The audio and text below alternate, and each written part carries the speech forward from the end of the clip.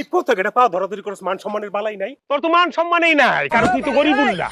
তবে আমার মান সম্মান আছে, কারণ আমি শেফাতুল্লাহ। তোর বিয়ার ব্যাপারে আমার কিচ্ছু করার সাধ্য নাই, তুই যা।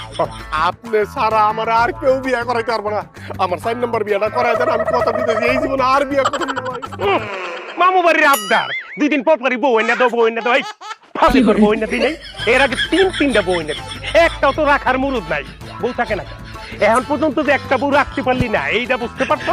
পারস নাই, কারণ তোর মতো আইলসা পুরিয়া ভাতাই মেয়ের কাছে বউ থাকে?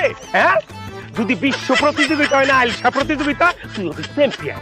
আরেকখান কথা, মানুষের ঘরে যাইয়া আটানারি পাতানারি করো, বউ থাকবো কেমন? কিছুর পরেও তোর মতো গরিবের ঘরে যে 3-3টা বউ আসছিল, এইটাই তো অনেক। তুই আবার বউ বউ করতেইছ।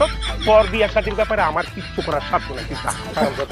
আসলে শেষবারের মতো আপনার ভাই ধরতেছি, আমার এইবার একটা সুযোগ দেন, এরপর